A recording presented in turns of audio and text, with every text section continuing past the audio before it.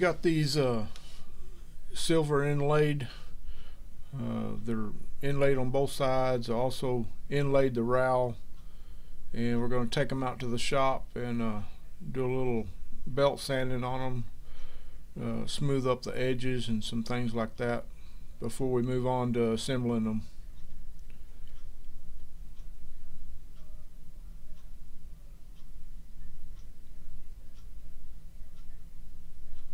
Okay, we're out here at the belt sander. I've got a 240 belt on here to start with. I'm just going to knock off the edges to give them a little softer look instead of a real sharp edge on them. And I'm just going to go along the outside and inside edges of it all the way around the bands, and then I'm going to get underneath the shank. This belt will fold up and go up inside that curved shank pretty good. You can see here it just kind of folds up and goes up in there, and get it kind of shaped up. We hit all these edges and everything real good. Now I'm going to switch to a pretty worn 400 belt. It's real flimsy, which makes it easy to get up and around things. Just switch it out here, and you can see here how this belt really folds up and gets right up in all the cracks and crevices, and it works real good that way. And I just keep on until I get it all shined up a little bit like I want it. Okay, next I've moved over here to a 3M wheel. It's a Scotch-Brite type wheel, and I'm going over the same edges again. This softens them up real nice. I also can go over the shank. You can see how it puts a shine on it, and I try to get them all over with this thing. It's kind of hard to get into some areas with it, but I can reach most of the areas. Now I'm not doing the inside of the band. I'll do that after I get my hangers put in and all that. But I'm just going over the edges, the top and bottom sides, the shank, and the band. And these 3M wheels, they're really nice. They buff these spurs up. They can buff. I use them on buckles also. They make buckles really shine. They're fairly expensive, but they're well worth it. I've had this same 3M wheel for quite some time. They last pretty good if you take care of them. You can see the shine on this band just coming off of that wheel. Now we'll go with to the polishing wheel when everything's complete and shine them up further, but this does a real good job before the assembly. Okay, the next thing I'm going to talk to you about is the way we put rowels in. There's a lot of different ways to put a rowel in a spur, and normally you put it in your groove and you put a rivet through it. And these are solid steel rivets that I use. Anyway, the first way is you can put a rivet through here, and then on this other side you can cut it off and brad it, and that's one way. The other way is you can cut it off and you can weld it and grind it smooth, and then you have a head on one side and a smooth side on the other. Another way is you can put a 3/16 rod through here, or a rivet that's cut off on both sides, brad it on both sides, weld it on both sides. Lots of different ways. The way I'm going to show you how I'm going to do these spurs is I'm going to make a two-headed rivet. It'll have a domed head on each side, and the reason I'm doing that is because I've got sterling silver caps that I'm going to cover both these rivet heads with, and these caps sit right down on top of the rivet heads, and it makes a good base for them. Also, it's real easy to change the rowel out if you need to. So next I'm going to show you how to make this double-headed rivet, or the way I make it. And you've probably never seen this before, and then some of you might. Okay, the next thing I'm going to show you is how I make this double-headed solid steel rivet. And like I say, I don't know that you can buy one. If you could, I'd like to know where. But what I do is I put the rivet in a vice grip and I center punch directly in the center of the domed head. Then I'm going to take a 1/16 inch drill bit and I'm going to drill a hole right down to the depth of the domed head, right dead center of the rivet. Then I'm going to put in an 1/8 inch bit and I'm going to do the same thing. Drill down through the same hole.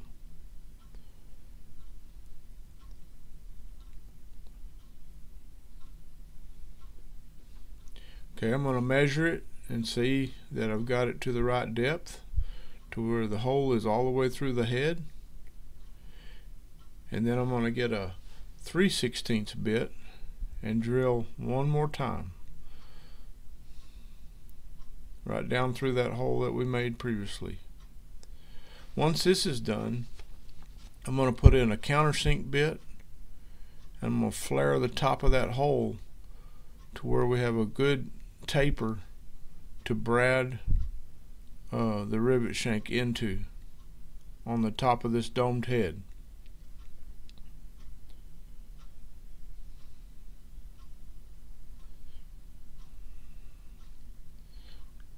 You can see it here. There's just a countersink in the top of that head. Then I'm going to buff it off to get any rough burrs off of it, and with the rotary tool.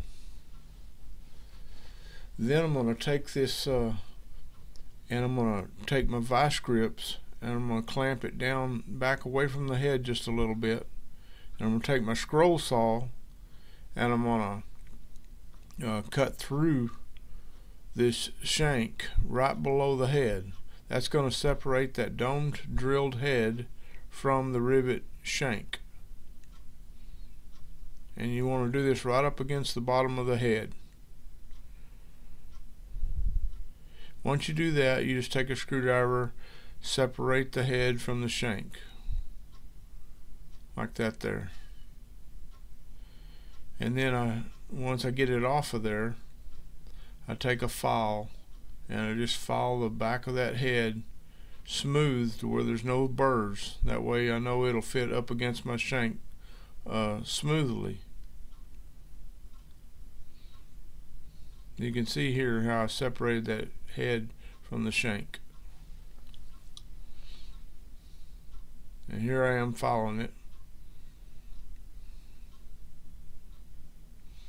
You just want to smooth the back up real nice.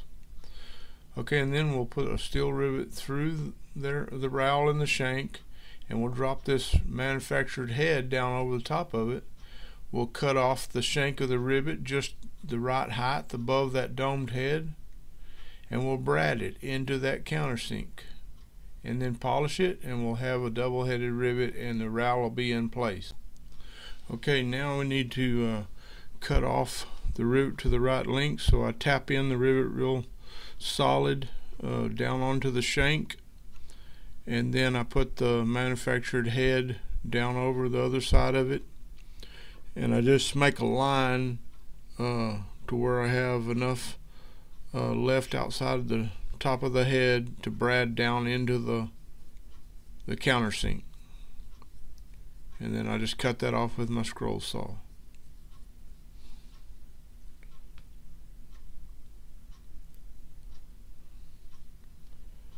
You know, make sure you leave enough to be able to brad that down. Now polish off any burrs left from the sawing so it'll go through the shank smoothly without no hang-ups. Okay, here I've got a little piece of 22 gauge copper pushed in between the rowel and the shank slot. This will keep the rivet from bradding down and closing our space up to where the rowel will still turn. This is very important. If you don't put it in there, you're going to lock your rowel down. And then I put it down into a little jig I made, and I just start bradding that shank of that rivet down into that bezeled head, and just kind of round it out. Then I take a file, I tape up the shank so I don't scrape up the shank, and I file the domed head down to look like the other head. If you weren't capping these with a little bit of polishing and all, it will look just like the head on the other side, the manufactured head. This one will look the same, so you wouldn't have to cap them. They look like just a double-headed rivet. Okay, we've got our pin in place, our rowel in place. We've got it bradded, we've polished it off. The heads look nearly identical, and everything's ready to go with this. The rowel turns good. If you ever want to change this rowel, you can grind off this brad, pull the pin, change the rowel, and brad another one in. So it's pretty simple, and this makes a good base for these cap sterling domes I'm putting on there. Just put a little solder in them, heat them up, and they solder right down on top of those domed heads. You don't risk the chance of solder getting down into the rowel and locking the rowel down. Anyway, that's the way I like to do them. Okay, the next thing we're going to do is put the hangers into the band. And you remember before we bent these bands, we drilled a countersink on the back side of them. So that's what we're going to be bradding the hangers into. And you want to tape up both sides of your band so you don't scar them up. I've got a little jig here I made to kind of hold the back side of the hanger. And this takes patience. I probably don't like doing this the most. Anyway, these pins are tough, and it takes patience to get them bradded down in there right and not bend your band all up and scar it up. I've tried heat, but I don't really like putting heat on them. Okay, they're bradded, and now I'm going to take a file and kind of file them down closer to the band, not on the band. The last thing I'll do with these spurs after I get everything in them is to take them out to my belt sander, and I'll blend the inside of that band and polish the inside of that band, and all these brad marks are going to just blend into the back side of the band. You'll hardly see where they were bradded at. One thing Wilson taught me is to get these hangers right up against the band. That way your swingers are right up against the boot and not out from the boot. My next step here is to polish the outside of the hanger, because you do scar them up a little bit, and that way the swingers are going to move back and forth real easy. You can see here they're done, and that swinger should go right up against the boot and make for a real nice spur.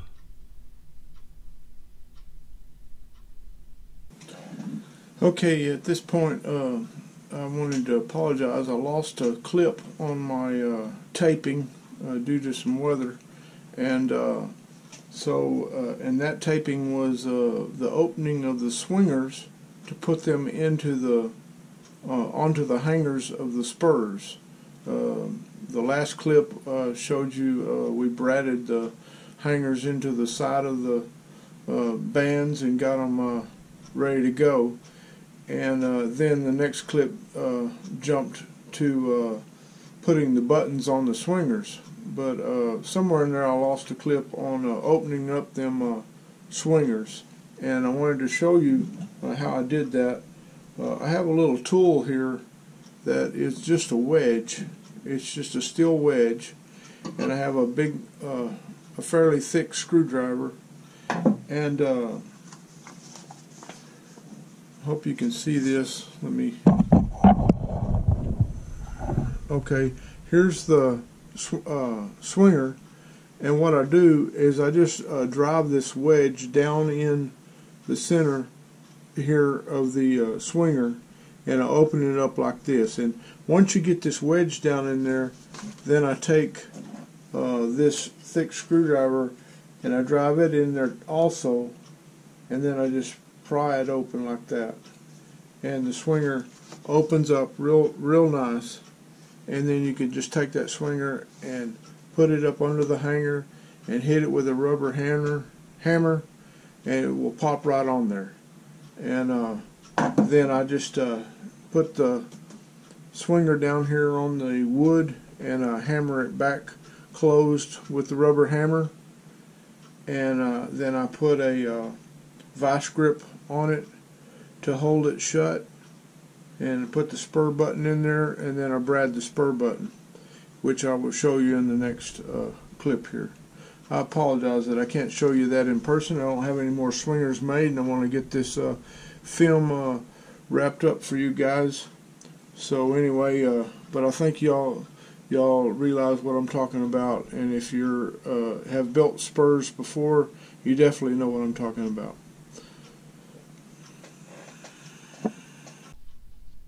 Okay, the next thing I do is I put the spur button into the swinger, and these holes on the back side of the swinger are countersunk, and then I just brad the button down into that countersink.